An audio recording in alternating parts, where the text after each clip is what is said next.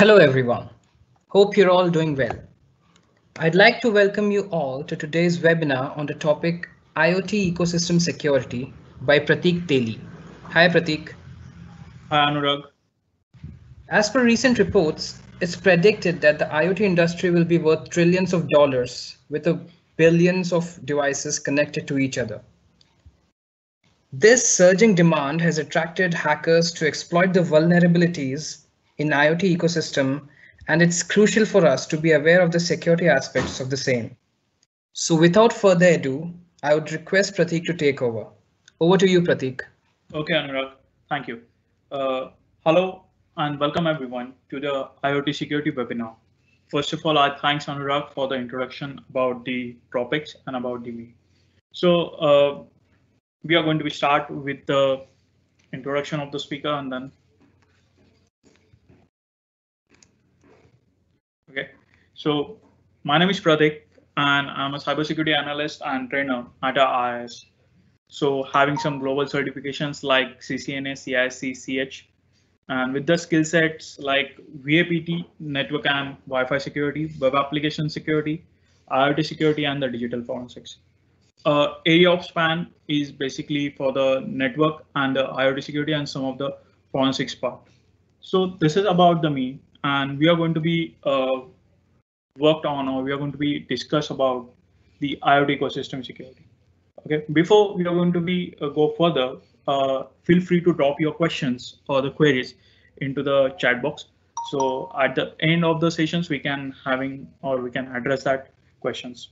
Okay, now without wasting your time, let's dive into our topics. This is the IoT ecosystem. The reason I choose the topic is some of the eye-catching statistics about the IoT, and these devices are the part of our day-to-day life. And as everyone from the security background or if anyone coming from the new, so we want to maintain the confidentiality, integrity, and availability for the IoT ecosystems also. Okay, so as for the aim, we are going to be learn something new today. So let's see what we are going to be seeing. First of all, we are going to be talk about the IoT ecosystems. So you get an idea about what IoT ecosystem exactly is, what are the components involved in that. So, and then later on we can have what are the targets or the targets for the attackers that the IoT targets, then threat on the IoTs and the attack surface that are present in the IoT. After that, we are going to for the what are the security challenges the pen testers or the security researchers face in terms of the IoT security. And at the end, we are going to see how we're going to be secure and how we're going to be overcome on the challenges and secure our IoT ecosystem. So let's begin with this. So let's understand how the evolution of IoT going to be started. So here we have some of the 4 to 5 phases that are divided into the deployment of the internet. So when we have the pre-internet era, where generally the communication happens between person to person communication, like whether it's a verbal communication or the mail communication, or after that, when the telephone comes, it's an analog communication going to be happen. Once the internet evolved, then it's starting of the internet era, where we have some web content that is the static content only. Then we have the emails and all. Then it comes to the services where the web 2.0 comes in the picture. It gives the facility functionality like we can upload the content like in videos, and some of the e-commerce sites are going to be comes in the picture. These are the slightly in the entry of the 2000s, and after that we have the social media where we connecting the peoples like from the one place to the another with the help of Facebook, Skype, Twitter. We are going to be connect the peoples, and later on in the recent few years we connected the things, and we started to connect the things for the automation of the smart devices. So this is the evolution. So from the internet to comes to that particular things. After that, in within the next few years, there are the one more part, that is the AIoT is a new concept, that is the artificial intelligence of things that comes in the picture. So it can be like learn from ourselves and take the decisions by themselves. So this is the part of the evolution. So here we can have, so moving from Internet of the Peoples to Internet of the Things, this is our journey from the last few years. So now we are going to talk about what exactly the Internet of the Things. So as you know, the Internet of the Things are the embedded devices that are connected with the internet for the transferring of the data.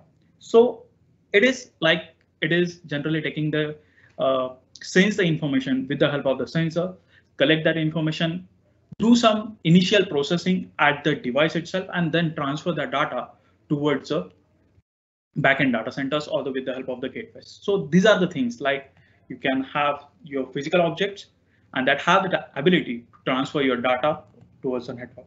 So in other words, you can say that it is connected everything with the embedded or the electronic software and sensors to the internet, enabling them to collect and exchange the data. So that is the part we are going to see. So now there are some examples of the IoT like your smart locks, your cars, your air conditioned systems, your ATMs, robots, and the many more devices you have that are enabling the internet connectivity in them. So that helps you to reduce the human efforts and give the better functionality. Now, when it comes with the better functionality, that your device is going to be smarter, but the humans are not that much smarter, so they can make the mistakes in that. So that's going to be create a problem. Now, let's understand what the IoT ecosystem is. So, as we are going to start with the topics, that is the previous introduction. Now, IoT ecosystem is nothing but it contains all the components that enable user to connect your smart device or the IoT device. It's contain your network that are responsible for the delivering your network, delivering your information, then application that are you are generally used to control your device or give the instructions to the device. Storage, it's basically your provider part who provide you that particular device, who provide that particular application, is store some information about that particular user, about some data that are processed with the help of that particular device. So that storage also is a part of the IoT ecosystem. Hardware, as we generally know that device is itself an hardware, the gateway that are going to be used to connect that devices, that also comes in this. Analytics mechanism like whatever the data that that provider going to be collect, it is analyze them and then going to be judgment on that. So that also comes in the picture. And gateways like your IoT gateways, your Wi-Fi routers and all. So entire ecosystem from your device to the your enterprise, it's called as in the IoT ecosystem. Now, in the next slide, we are going to be see what are the IoT ecosystem exactly look like. Okay, so if you see the figures, so it's divided into the 5 parts. It's divided into the 5 parts: user layer, your proximity network layer, then your public network, provider cloud, and enterprise network. So if you see these 5 layers, that user level is basically the user of that particular IoT product. Proximity means your network. Sorry, you can say that your device that is going to be sense that particular changes that is happening around that particular device. And then public network is normally your internet that going to be help you to transfer that information from one node to the another node. After that, it's a provider cloud. Now the main region comes out of here. It have your device identity functionality, then device management, your analytics parts, your data collection parts going to be happen on the provider cloud. And after that, what are the collection they're going to be happen that going to be sent for the enterprise network for the analytic purpose, like they want to analyze some content, they want to do the research and development on that. It's like in the big data part of the things that comes in the picture. Now, when you studied about the IoT, they generally we just focus on that particular device. Now, if you focus on the device that is only having the normal device, it having the sensors, the microcontrollers, power plug, and then functionality to transfer the data towards the internet. But if you broadly or if you deep dive into that, then you can come to know that it is the combination of all the things. To run the device, you require the connectivity with the internet, connectivity with the cloud. You allow some data to store on the provider's cloud. So that entire things come under the ecosystem. So it is important to understand and it is important to secure each and every parameter of your IoT ecosystem. Because if the devices are, if you want to compromise on device, it's like there are some few vulnerabilities present on the device that you can compromise with the help of the physical access of that particular device. But and if you have the physical access, then only you compromise that device. But if you compromise the ecosystem components, like if you compromise a cloud or if you compromise application, you can compromise any device with the help of that ecosystem. So that's the reason it is important to protect your IoT ecosystem.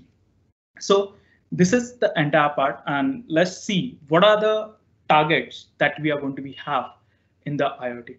So the first target we have, as everyone knows, we are in the smart cities. Like everyone roam around the world, you have the lots of projects running that are going to be produce the smart cities. Like in the smart cities, they have some lighting projects, they have some parking and the signaling systems. That are things are going to be involved in the smart cities. So this becomes a target for an attacker that can have some information that can be some mess going to be happen with this. Then you have the power grids. Again, the attractive targets for an attacker, the power supply units, then the power supply or the power grids can be compromised. So these are the second targets. Then you have the industry. So in the industry, you have seen the lots of automation going to be happen nowadays. That automation can be using some of the IoT devices, some of the OT devices that can be compromised. So these are again become the target for an attacker. After that, as we talk about the smart devices, here we mentioned some car, your cameras, your bulb, then you have some toothbrush, then your shoes or any other devices that can be consumer based that used by the normal users. So that also be the target for an attacker.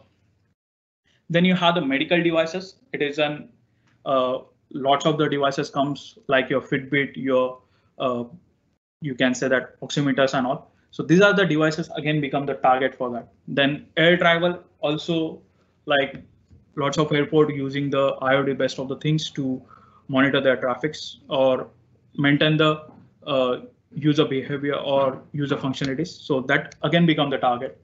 And at the last, we have some retail stores that can be used the IoT devices that also become the targets on the attackers. So these are all other targets. Now, why these targets are favorable for the attackers that we comes to know with the help of the threats. Now, when you're talking about the threats, so what are the threats are present on the IoTs? So when we're talking about the threats, the first threat is of your lightweight encryption. Now, when you go for designing an IoT device, it's the compact size.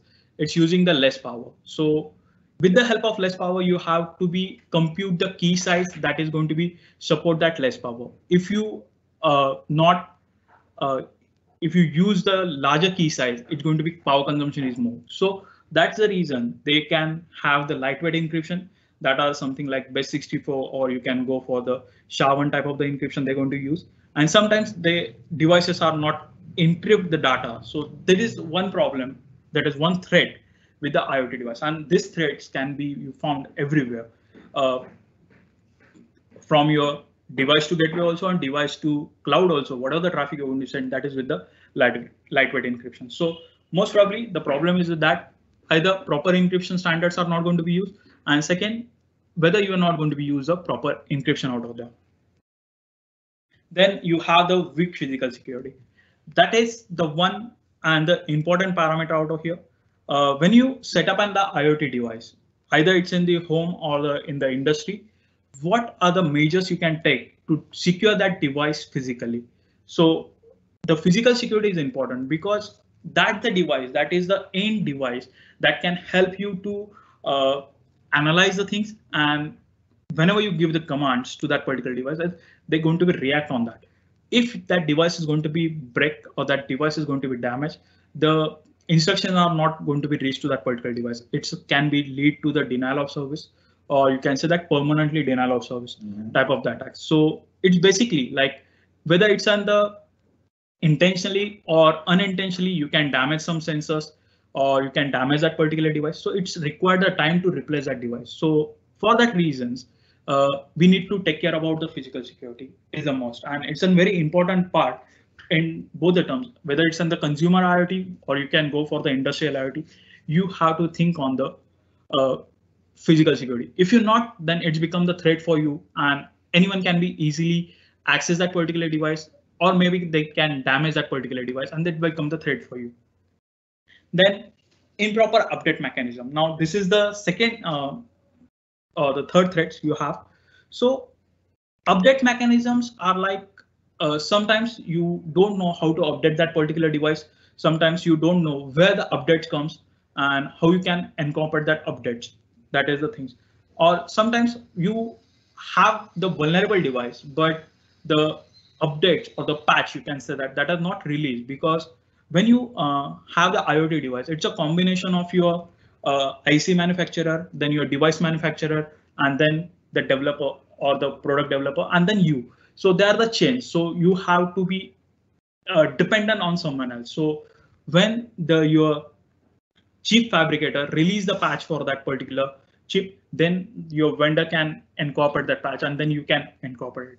So this is the improper update mechanism you have. Sometimes the update comes, the user are completely unaware about the updates. So that again leads that devices to the vulnerable state. So these are again the threats for the IoT devices. Then some of the outdated components that are you going to use that are also become the threats for an IoT. Like as earlier we talk about the lightweight encryptions. So whenever you can encrypt something, you require the more power. But nowadays they are the solution for it. Like you can use the ICs that can support for the encryption. Like we call that on the cryptographic IC. If you are using the cryptographic IC, then it can be support for the encryption. It can be support the greater level of the. It can support for your elliptical curve cryptography. That is a one of the good standard. But if you are using the component that are not having the cryptographic IC, or that ICs is not supporting for the elliptical curve, that are something like outdated components. What happen out of here? Whenever you go for the choosing the device, make sure that that device have the cryptographic ICs inbuilt in that. For that you require to refer the datasheets and all. But the outdated components, like the device or the components are not using right now, that components are used to develop a product. So that is the again threat for you. Then improper data storage, it's basically towards the provider who is providing you the IoT services. If that particular user not taken care of the data storages, if not, he's not aware of what data is going to be contained and how the security is going to be implemented for that data storage, then again it's going to be create a problem for the data loss, or you can say that some of your data breach is going to be happen. So that is towards the cloud side, and at the end your insecure application interfaces or insecure interfaces. Like insecure applications means to control that device, to communicate with that particular device, you require having some application, whether that application is on the mobile or whether that application on the web application. So if that application having some vulnerability related to the mobile vulnerabilities or related to the web application vulnerability, it's going to be impact on your IoT devices. So that is also the threats for your IoT device. And then interface, like your web interface, basically you're using the API calls to communicate with that device. If that are not properly secure or that are the insecure, then it can be lead to the problem for the IoT devices. Also the interfaces in terms of the devices where you have some JTAG ports, then you have some UART ports, that interfaces are not hid properly or that are not taken measures for that, then again it's going to be creating threats for the IoT devices. Okay, so these are the threats. Now we are going to see what are the attack surface for on the IoT device. So let's see the first attack surface or the first attack going to be happen it on the device hardware component. Now device hardware components is like your sensor, UART port, JTAG ports, then what are the power supply unit for that. That are the some of the components where you can attack for to damage that particular device, or to if you want to gain an access, you require the JTAG or the UART accessibility. This is possible when you have the physical access of the device. Okay, then you have the device interfaces where you can have again you can have the protocols like and the MQTT, COAP, that protocols that are going to be help you to communicate with the gateway where you can have some Zigbee and that protocol also. That also you can test it and you can compromise, you can prepare an attack on that. Again, for this too, you require the physical access. And later on, you have the major parameter that is called as the device firmware. It is generally the file system and the kernel is combination of this. You have lots of data that's stored inside the firmware. You have your entire URLs, entire backend communication patterns are going to be stored. How you're going to be communicate that device that are going to be stored in this. So firmware is again the integral part of the IoT device. So whether you can go for the firmware testing again. For this, you required some of the physical access and you can test it by your manually also. So these are the three patterns that are come towards the physical era that is actually interacting with your device. So these are the attack surface you have on the IoT devices. Later on, it's a data storage. Most probably the data storage, it's on the two types. The internal data storage, that is some of the small memory that is present inside the device, that also can be compromised, and the data storage present on the cloud, that is also can be the attack surface for and the IoT ecosystem. Then applications and its components like your web applications, then your mobile applications, and then API that are again it comes on the attack surface for you. Then you have the communication protocols. What are the communication protocols you're going to be used, like your Wi-Fi? Then you have the Bluetooth, BLE. Then you have Zigbee, Z-Wave. These are all the communication protocols having some vulnerability. If you are not update the version of that particular communication protocol, then again it can be attack surface for you. So and at the end, the entire device. So it can be something like a damage with the power supply, or you can stolen that particular device. This can be the attack surface for the IoT, and it's cover the entire ecosystem of the IoT. Okay, now if we move ahead, and if you know and why it is required to secure the IoT, these are some examples like where the attackers uses the smart appliance to take a remote control, some of the IoT connected fish tanks or the thermometers that are help you to get inside the network. So these are the reasons, because whenever you want to be set up on the IoT network, it's become the part of your network. If that device is going to be compromised, with the help of that device, attacker become the part of your network. And once he become the part of your network, he can do the lateral movement inside your network. So that the reason we require this IoT security is important. One more part is that there is a traditional cybersecurity and the IoT security. Traditional cybersecurity where you can suffer from the data loss. Data loss, if the data loss is going to be happen, you can after sometimes you can have some recovery periods for that. You can able to recover that. But when it comes to the IoT, it's something related to the humans, and might be it can cause a very harmness to the humans. So that's the reason it's a very critical part. Or if you go to the IoT security, so that's the reason we need to protect the IoT security. Now, so let's see what are the challenges we are going to be faced when we're going to be secure the IoT. Like what are the challenges we need to face? The first challenge is like in the lack of standards. Now, as the IoT is a new to the market, everyone building the own set of the devices. The no proper standards are there. That is, there are some standards. That is, with the NIST, you have the IoT foundations, but these are not accepted by the everyone. And this standard, some of the standards are in the draft format, so you don't have the proper visibility of that particular standard. So this is one reason where you have the lack of standards that are present. Then you have the outdated legacy of the security, like where you can follow the some of the traditional security practices that are not worked. Some techniques can be worked, but not all going to be works in the IoT security. So you need to change some of the your security practices and all.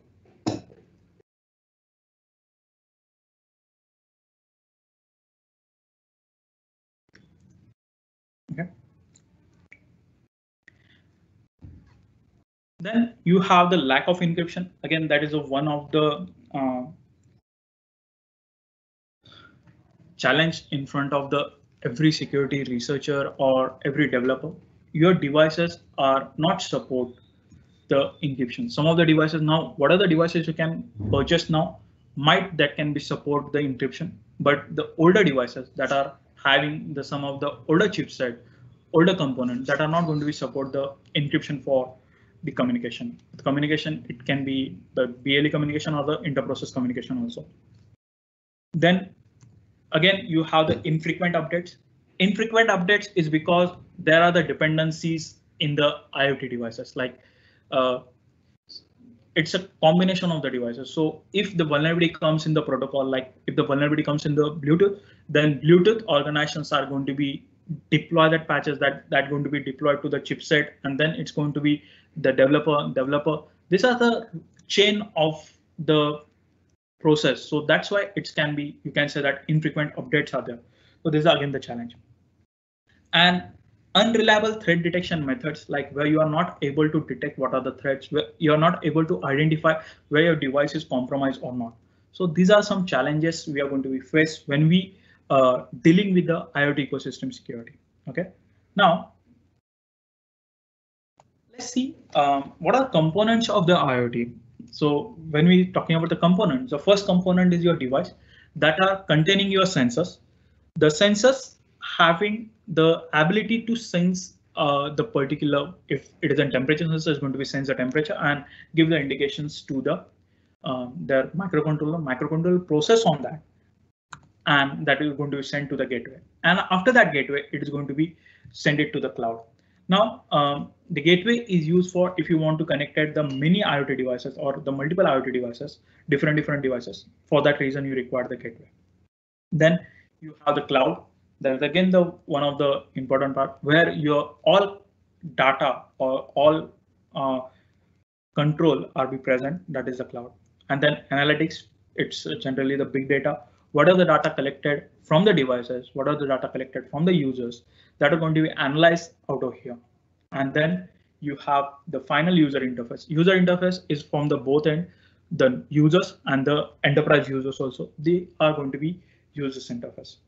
So these are the components, and these are the entire components of your IoT ecosystems. And now see how are you going to be secure the IoT ecosystem. So in that, as we are in the last phase, in that, first of all, we need to follow the device penetration testing. Now, when we say that device penetration testing, we have to be think about the device hardware, device software, device interfaces, device OS. These are the 4 parts that we need to test in the device penetration testing. Like there are the rules that you need to prepare and checklist for that, which parameters you need to check, what are the parameters are essential for you. So that checklist we need to prepare. And as this is the something like new to us, so here we are going to be focused on the mode. So we need to learn some about the microcontrollers, how the data is going to be flow, how the sensor to microcontroller communication going to be happen, what are the attacks that we can perform on the particular devices. So that things we can find out in the device penetration testing. Some of the techniques like you can follow, like what are the softwares or what are the hardware level of the trust. It should be in the ERICA format that you can check in the device penetration testing.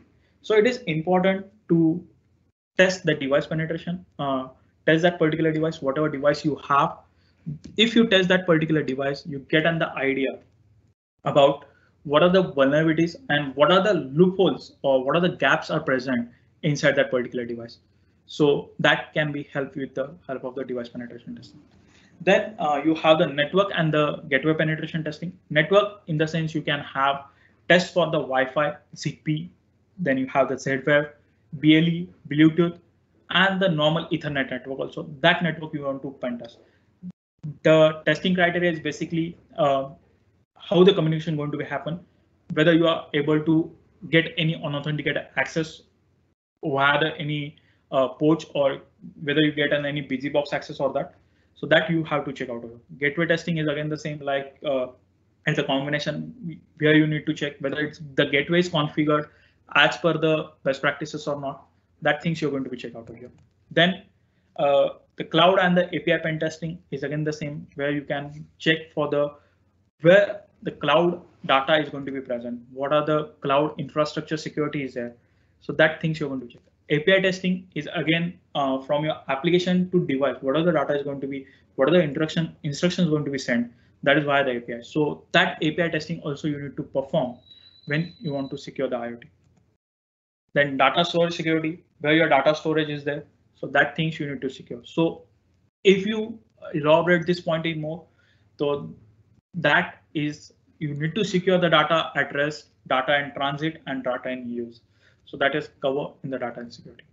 Then application penetration testing, because it's an the integral part of your IoT. This application can be accessed from the everywhere. So it can give the instructions to the device. It can transfer the data to the device. It has the entire control of your device. So that's the reason we need to secure this particular applications, and we need to follow the test cases that we are following for the web application penetration testing and the mobile application penetration testing. So if you follow this test and what are the results we are coming, and from that results we can deploy the patches, setting that obstacles in between the attackers and our device, then we can somewhat secure our IoT secure system. Then let's see what are the countermeasures for an IoT, how you can mitigate that attack. So the first thing is firmware integrity and the secure boot. Now, when you're talking about the firmware integrity, that means your firmware cannot be compromised. It is in the encrypted format. So whenever the firmware is coming, it should be having some signatures into that. So that can be help that only the authenticated firmware is installed in the device. Second part is called as the secure boot. So the secure boot process, like it having the booting with the some of the signature mechanism is there. So you cannot insert any of the backdoor with the help of the firmware inside inside the device. So that things we need to measure. That is, we need to maintain the firmware integrity, and we need to implement the secure boot cycle for the IoT devices. Then mutual authentication is like that. The device and application authentication, as well as the device and the user authentication also is needed. How the device authentication going to be worked, in what standards or what actions are needed for the authentication. Mutual is required. So if your device is authenticated with your application, so whether it is possible to, it's not able to communicate with the other devices. So that authentication we need to check out here. Then the secure communication. What are the communication you're going to be having that should be with the help of the encrypted channel or the protected protocols that we need to check. Then security monitoring and analysis. This is basically for the industrial IoT, where you can have the entire inventory list. You can monitor that device, monitor the health, monitor the performance of the device. And from that, you can find out what are the threats present on that, whether that device is compromised or not. And at the end, we have to maintain the security lifecycle management. So test that particular device, deploy the patches, audit it regularly, and take care of that device. So that are some of the countermeasures for the IoT. And at the end, what we can do. So first point, we need to keep in the mind whenever you're going to be in the IoT device or the IoT ecosystem. So first of all, we need to enable security and control by the design from the start. So if you want to build and the secure IoT product, or you want to maintain the IoT ecosystem security, there are some components need to be present. Like I told you that there are some cryptographic ICs out there that can be help you for the do the encryptions. But if you're not using that IC, then whether that PCB have some slot to you can install that IC. If you are not going to be keep that slot for the any future development, then it can be that not use of that particular PCB. That is the waste of the device. So it is required whenever you can have the device, you need to enable the security and what are the controls from the design and from the start. Then, as the earlier, that is design the device with the security in the mind. So it is mandatory whenever you can design the device, you have to be think how are the security and what are the security measures we need to take that we need to cover. Then These points are can be in terms of the industrial IoT parts, like enable IoT hardening, where you can say that IoT hardening means you can take care of the physical security, secure installation, user access, then you can have the backups. So that comes in the IoT hardening. Access management is again related with the users. It's a logical as well as a physical access who can access and what the purpose of that particular device. Log management, it's basically the gateway logs or the device logs that you need to check. And the patch management, you need to continuously test the device. If the update is come, you need to update that particular device. Which patch is available, you need to patch that particular device. So that things you need to do. Then also enable the audit controls related to the data collection, privacy, storage, sharing, handling, and the disposal. So like as an IoT device is going to be collect some data.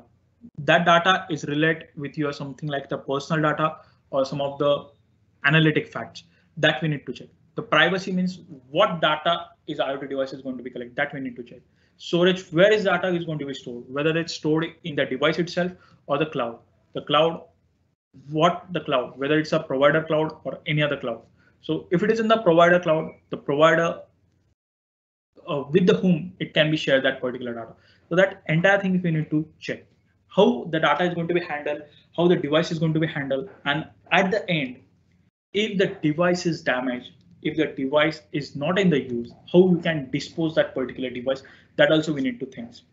Then it is important, like you need to maintain asset inventory, management and disposal of the IoT devices. So it is a very important part. If you place the IoT devices, IoT ecosystems, then maintain the asset inventory that can be help you to identify what are the devices are in the place, what are the condition of the devices, how the device is going to be managed, what are the disposal methods for that, that can be help you in this way. On, you can include the vulnerability assessment and the penetration testing for the entire ecosystem from the device to the user interface that you have to be performed. And at the end, establish governance and accountability. Like you have to be go for the any compliance standard, whether it's on the ISMS, whether the standards coming from the IoT, or whether it can be for the PCI-DSS related with the your IoT products. Whether if your product is going for the medical, then it's in the HIPAA. So you have to be maintain that governance and accountability. Okay. So let's move for the Q&A. Hello.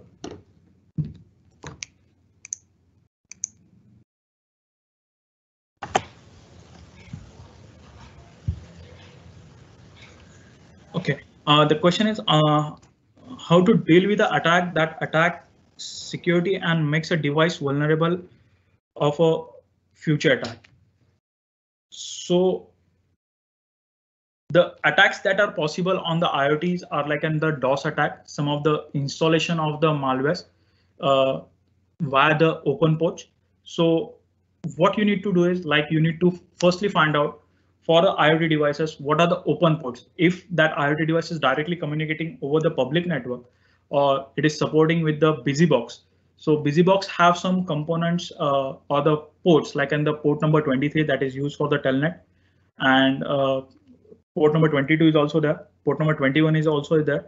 So if that ports are going to be exposed over the public network, and if you are not maintain proper security for that, and if the passwords for that services are not going to be changed, then attacker can easily get an access for that particular port, and he can able to compromise your device. Okay, so when is a compromise in the device, it can have the access of the entire OS. So might be he can install some of the malware, some of the botnets are there, so that can be compromisable. And now this is one type of attack going to be happen with the TP-Link. So if you know there are the some of the routers that firmware is vulnerable, and because of that it's going to be given the DOS attack. So if you want for the future attack, if you want to protect the device, you need to continuously test that device again and again. You need to monitor that device. You need to harden that device so you can set some obstacle between your device and the attacker.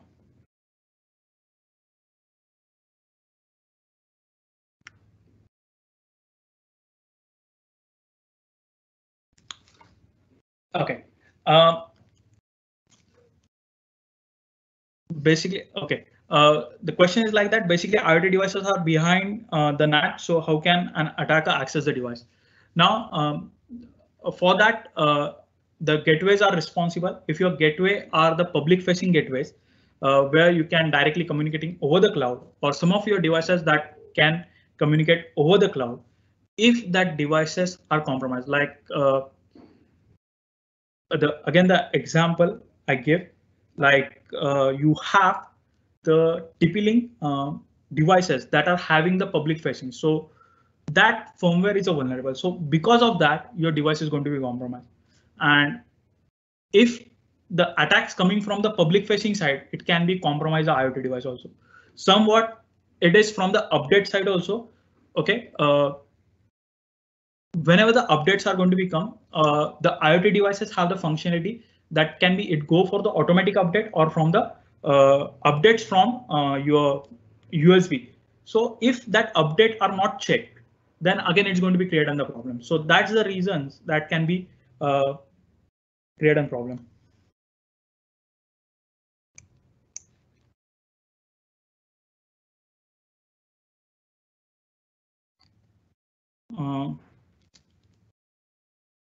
Okay. Okay. So standards and regulations, like you have IoT Security Foundation, that is they can maintain some of the IoT compliance standards. Regulation, that is for the NIST. NIST have some prepare and regulatory, that is for the IoT developer, how the device is going to be used. That based on that they can use some standards. So these are the two are now. And if you want to test, you can go for the OWASP, that can be give the checklist for you, and you have to be prepare and checklist by your own also, because device to device your scenario is going to be changed. So that you need to change. Which is the best layer to implement the security? So for the IoT, you require to implement the security for the each layer. Like Moran, you can start from the physical security first. If your device is physically secure, then you can rest assured, then you can think about the web application and all. So from the application layer also, you need to maintain the security. From network also, you need to maintain the security, and the physical also.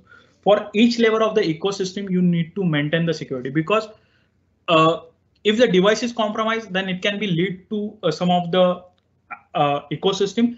But from the one component of the ecosystem going to be compromised, can lead to entire devices. So that's the reason you need to apply the security for the each layer, like from the physical to the application layer.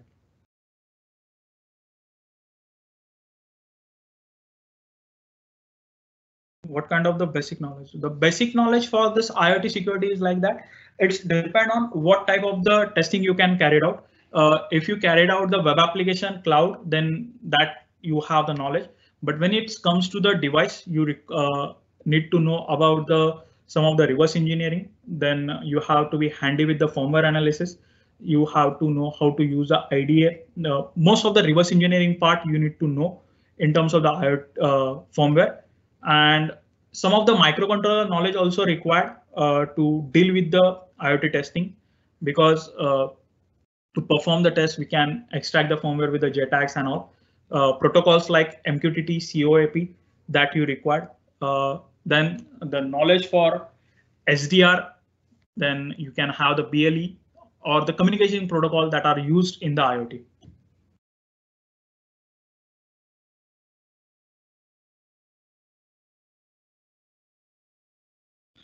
As you said, if the router is vulnerable, then device can be attacked. Yes, if you because what happened?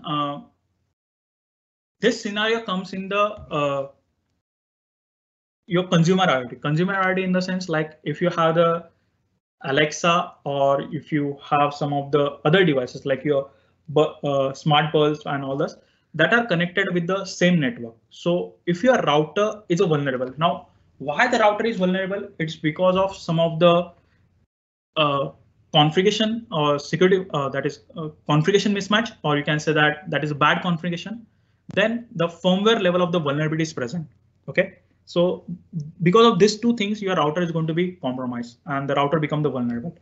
And if your router is become the vulnerable, attacker can get the access of that router, and from that router, it can be perform the attack on anyone.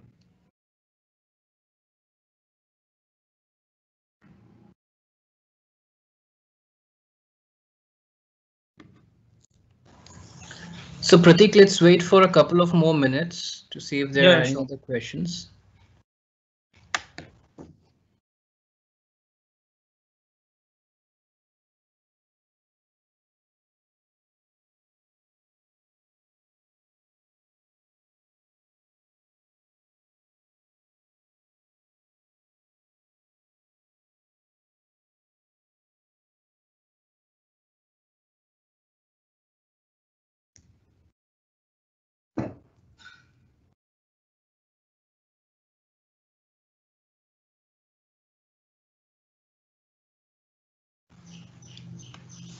So Pratik, we have one question.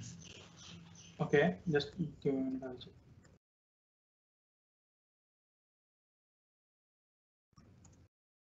Okay, some knowledge about the IoT firewall.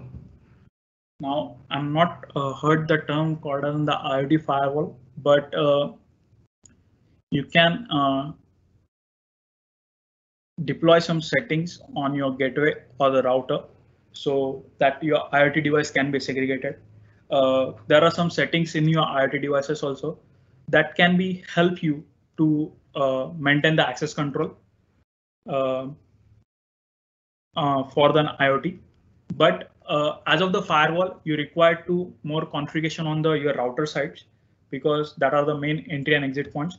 Also, you need to segregate your IoT devices from your main networks. Like these are the basic uh, deployment strategies you want to implement. Like where you have the IoT networks. Like what happened in our residence scenario, we have the one router we can purchase and device, and we can directly add up that device into our main network.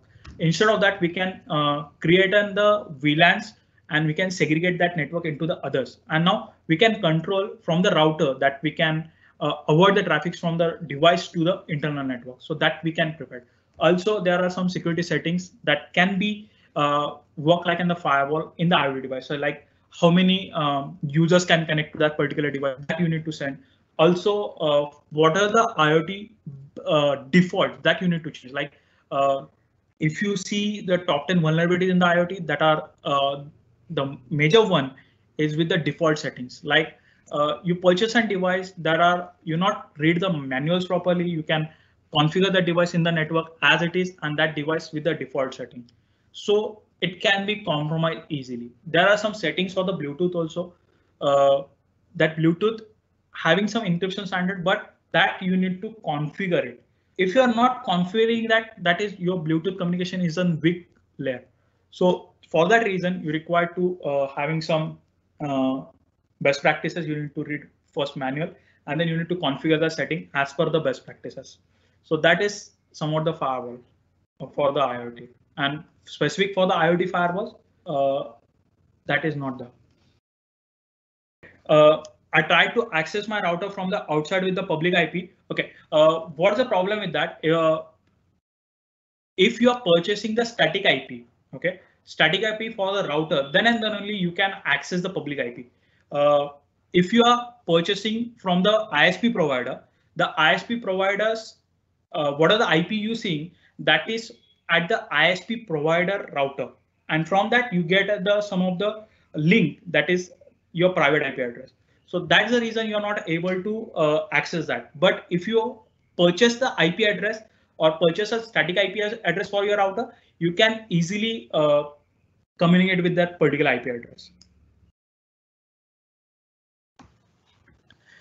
So I guess we don't have any more questions from the audience, and we can wrap it up now. So thank you everyone for joining today's webinar.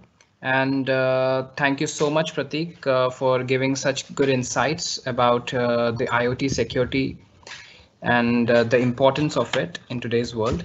So thank you so much for everyone, and stay safe. Thank you, guys.